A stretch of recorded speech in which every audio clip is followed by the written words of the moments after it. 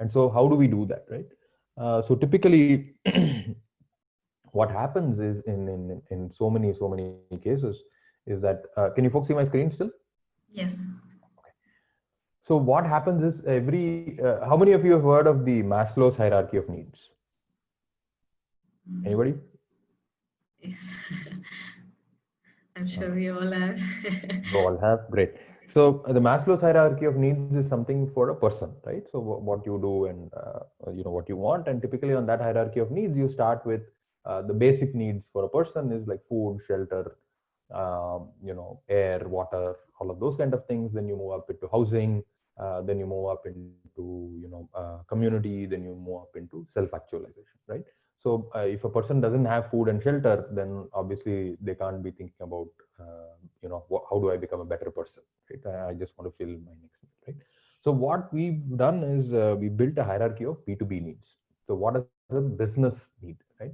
And I'll walk you through it and give you some examples, and then we'll take questions as well. And the reason why we do this is you have to understand where your customer is in their hierarchy of needs. And one of the biggest mistakes that founders make, people make when selling something is if you don't understand where the customer is in their hierarchy of needs, it's like going to a starving person and saying, hey, do you want an MBA? It's not going to work, right? Or you're going to a starving person and trying to sell them poetry. Not going to work. You're going to a starving person and trying to sell them meditation. Not going to work. Right? Or you're going to a person who's basically saving for their retirement, and you're asking them, hey, do you want to become happier? And they're like, I just need to earn money and save for my retirement. I can't think about happiness until then. So that security need is much more important than a higher level need of happiness, right? So if you don't understand as a business, Vakil Search as a business, you have businesses as customers.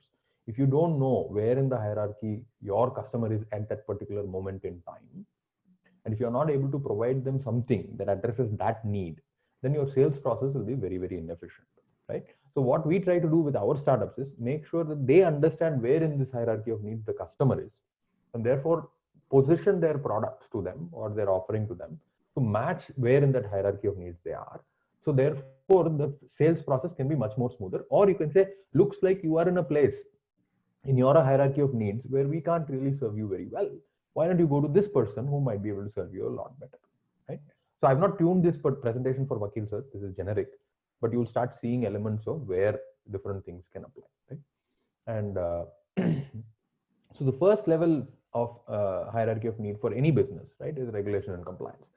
If you want to set up a business and if you want to bill your customers, if you want to buy something, if you want to sell something, the regulation and compliance is the first layer which is built, right?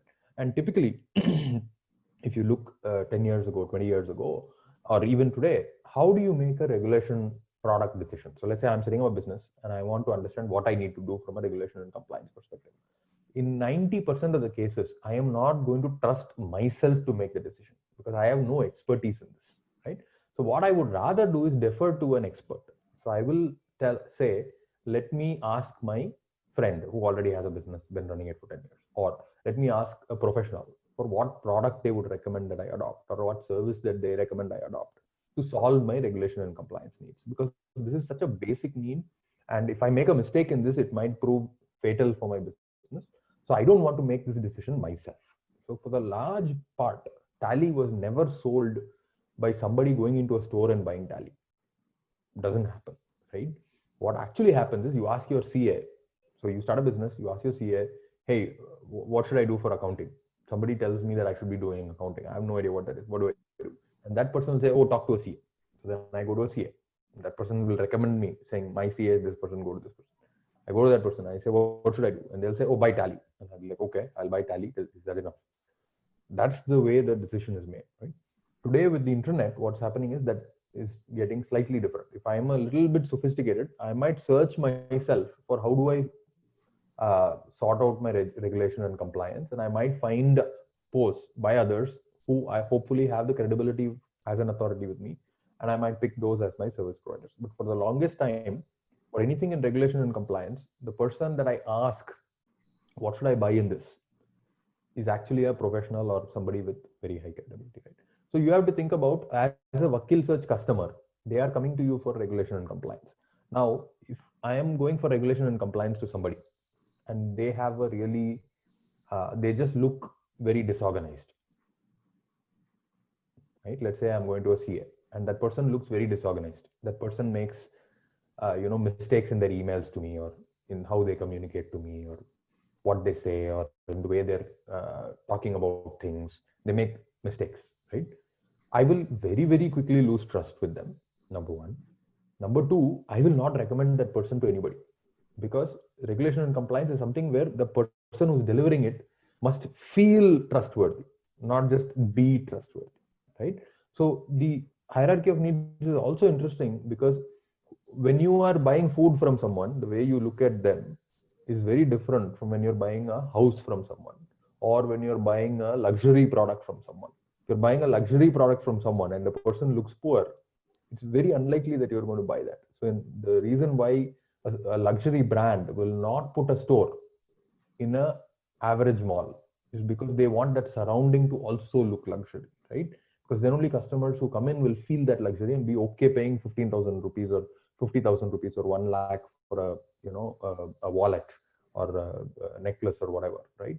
But if they go to that same shop in which is like in the middle of a very average kind of a mall, you're not going to feel luxurious by looking at it, and you're not going to buy it. So that matching of the customer's mindset in their hierarchy of needs to what you are selling has a lot of implications for how you sell as well, right? Not just what you are selling, right?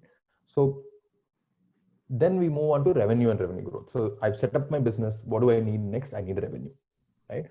So I'm going to buy things, products, services, whatever, which will help me get revenue. Right? So very classic thing. I'll go and put my, again, 30 years ago, 40 years ago, I'll go put my ad in the yellow pages. I am a XYZ service person. So I'll go put my ad in the yellow pages, or I'll go put my ad in Just Dial or wherever, so that I start getting business. Or even if you go even further back and I have a shop, I literally put a billboard outside saying, hey, this is my shop. Please come in, buy from me, right? So revenue growth is very, very critical. The next thing on the hierarchy is profit and profit growth, because anybody who starts a business understands that they can't make a profit in the first year. They will make a profit eventually, but profit is coming after revenue, right? So now this is very interesting, because do you know whether your customer is interested in revenue or profit or both, right? So if you think about a fast growing market, so let's say in India, pretty much any business that you take before COVID, that business would have been growing anywhere between 10 to 15% year on year from a revenue perspective without doing much, because the market itself is growing for almost everything at a 10 to 15%, right? When that happens, how well can I estimate my costs? I can't even estimate my costs really well, right? So what happens in that perspective is I'll be, I don't even know whether I'm going to grow 10% this year or 20% this year or 17% this year or 16% this year. So my modeling of my profit is very poor. So I won't be able to tell you how much profit I'll make, because I might have to hire a whole new team to take care of that growth. And maybe the team gets hired 1 month early, in which case I'm paying 1 month more salary. But because they got hired 1 month early, I might actually have more growth, right? Versus I hired them 1 month late, so my costs are a little less, but my growth was. So this is all very hard to model, right? So in a fast growth economy, typically revenue and revenue growth is what your customer is buying, not profit or profit growth, because they don't even know how much profit they're going to make next year. So if you pitch them saying, I will save you money, they're going to be like, look, dude, I don't even know how much money I'm going to make. I don't even know how much it's going to cost. So at the end of it, do I know whether you saved me money or not? I don't know. So why would I buy a product that saves me money? I might not, right? Versus take a space like oil and gas. Oil and gas kind of sectors don't grow much at all. They're growing 1% year on year, 2% year on year. They know exactly what their costs are going to be next year. They know almost exactly what their costs are going to be next year, what their revenue is going to be next year. Now, if you tell them, look, last year in this particular budget item, the cost was so much, I can help you reduce that by 5%, so that your profit goes up by, 2% or 1% or 10% or whatever it is, they will buy it, because they know in their segment, they can't grow their revenue by more than 1 or 2%. The market is growing. They can't grab market share from someone else. It's very hard to do. These are all like very, very steady sectors, right? So if you go and try to sell them profit and profit growth, saying, do these things, reduce your cost, improve your profit, they will buy that, right? Another classic, so we'll look at the next one, and then there is productivity, right? So this is a classic example, right? So a lot of people try to sell productivity, right? And so just take this example, right? So if you go to a store in India, any retail store in India, right, for the most part, and if you try to tell that person, hey, you run a retail store, you have a cashier, every day the cashier spends 1 hour totaling everything and closing everything, right? So if they're spending that time, do you want them to save that time? We have a product which will help you save that time, right? If you try to sell that product, I can almost guarantee you that people will not buy. The reason they will not buy is productivity of that person is not important in the grand scheme of things, because actually that cashier is sitting there all day doing nothing, or for the most part doing nothing, right?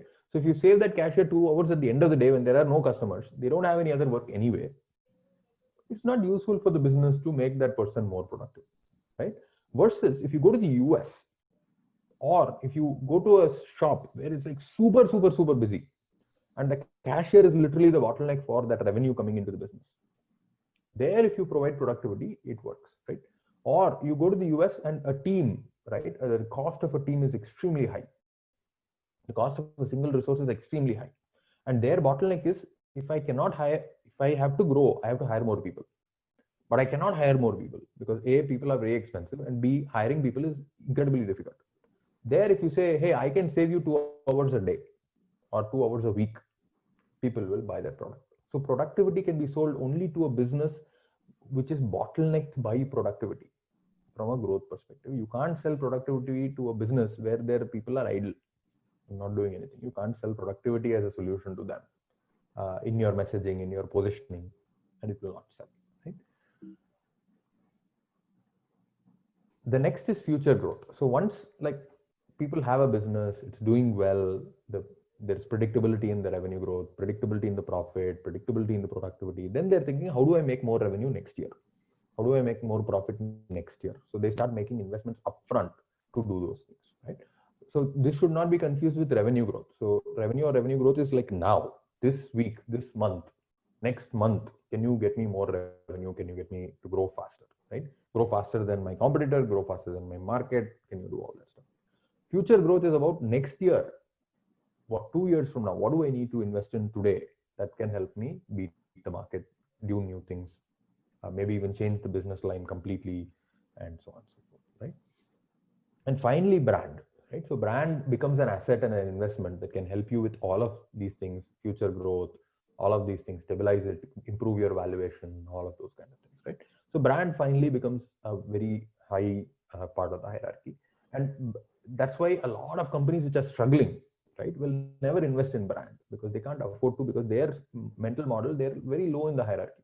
So if they're very low in the hierarchy, there is no way that they can be thinking about how do I invest in brand, right? So a lot of times folks, especially who come out fresh out of management school and stuff like that, right, when they look at some companies, they're like, why are these companies not investing in brand? Why are they not investing in advertising, positioning, and all those things? Because all of those are in the future growth in the brand category, which is very high up in the hierarchy of needs, versus that business might actually be struggling to survive this quarter.